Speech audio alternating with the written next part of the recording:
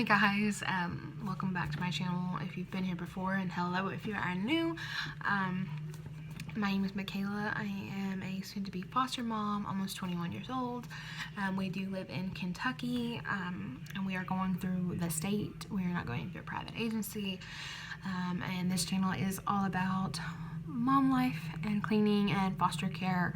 Up to this point, it's just been getting ready. We are going to hopefully be having a placement sometime in the next month. We're really excited. We can submit our paperwork a week from today, actually, which falls on a Sunday, but we'll submit that on Sunday, so that will be September 17th. And then after that, it's just waiting for those to be approved, which she said can take up to 2 weeks. But then after that, all we do is send our contract and wait for a little kiddo. So today I wanted to talk about the things we had to do to get our home ready for our home studies and things like that. So I'm just going to jump right into it. Some of the things we had to have was reliable transportation, school and community facilities, recreation, our small little towns, movie theater and a bowling alley. But I assume that also would include things like parks, I would think. Opportunities for religious, spiritual, ethical development. There's plenty of churches down here in the South, so if that's something that they want to do, then they have that opportunity.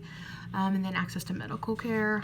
That's a pretty obvious one. And parents who drive have to have valid driver's license and proof of insurance, and obviously abide by passenger restraint law, so wear your seatbelts. And then each child has to have a separate bed, and each child under age 1 has to have a crib. We asked if a bassinet would work, because we heard that was suggested for newborns, and they said no, not without doctor approval. So we nixed that idea. So then everything, of course, with the crib has to meet product standards and work for their age and size. There can be up to 4 kids in one room, but if they are different genders and over the age of 5, they have to have separate rooms. So if you have a 2-year-old and a 3-year-old, they can share the same room up until they're 5, but when they're 5, they have to have separate. That's just their rules. Resource parent does not share a bedroom with a foster child. They made this very clear in our trainings that this is not allowed at all, completely, ever. So they're not allowed to sleep with us, which makes perfect sense to me. But I know a lot of people, let their kiddos sleep in their bed, but that's just not allowed. Our home has to be well heated and ventilated, comply with state water and sanitation requirements. It has to be an indoor and outdoor recreation space, so we have a front yard and a backyard. We have a little living room for them to play. If you have a swimming pool or a pond on your property, they do have to have restricted access to that. There has to be a fence or a lock or a gate or something of some sort to keep them from just jumping right in.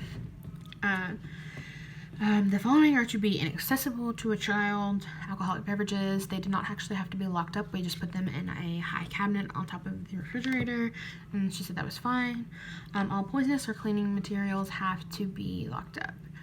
Luckily, we have a little cabinet area above our washer and dryer, so we just put all of it in there and just locked it up. We do have some other outdoor cleaning stuff, the poisonous stuff like paint and that kind of thing, out in our shed. That's locked as well. Ammunition, firearms should be locked and stored separately, so you cannot put your ammunition in your gun safe as well. They have to be in a separate locked safe. You can have your gun safe with your guns, and then you can have another lock box inside your gun safe with your ammunition also locked with a different lock. So that is their rules, which seems to make pretty good sense to me. All medication has to be locked up as well, prescription and non-prescription. So if you've got Tylenol, it's got to be locked up. Children aren't to be exposed to dangerous animals, and all household pets are to be vaccinated. For rabies, we did have to provide proof of that. to our social worker. We do have a big, loud German Shepherd, but the social worker did not have to meet her. She just asked if she was friendly and took our word for it. Some of the first aid supplies that we had to have were Band-Aids, gauze pads, adhesive tape, angled tweezers, which just basic, like eyebrow tweezers work just fine. Like these, they work just fine. I guess they're all technically angled, so she said that was fine. An oral thermometer, quality scissors, cotton balls, and cotton tip applicators, so Q-tips, and painless disinfecting ointment, so Neosporin, and an instant ice cold pack compress. We asked if an ice pack, just simple ice pack, would suffice, and they said no, you had to go out and buy this instant ice cold pack. Okay. We also had to have a working phone. Doesn't have to be like a home phone or a landline, just has to be a cell phone or whatever you have. It does have to have smoke alarms within 10 feet of each bedroom, so we have one in every bedroom. One in our only hallway, in our kitchen, and in our living room. The only places we do not have them is in the bathroom. Each bedroom has to have a window, which kind of seems obvious until you think about homes with basements, and a lot of them have furnished basements with bedrooms, but they don't have windows, so that would not work for a foster child. Has to have 2 unrestricted exit doors, so front door and back door for us. And then we did have to come up with a fire evacuation plan that we had to post somewhere in the house. We posted ours on our refrigerator. It was really simple and easy. We drew it up ourselves. It was no big deal. If you have any questions about that or want to see ours, I'll be glad to show that to you, walk you through how I did it. But that also, we didn't have to have a floor plan that we had to give to her. And then we did have to have a fire extinguisher.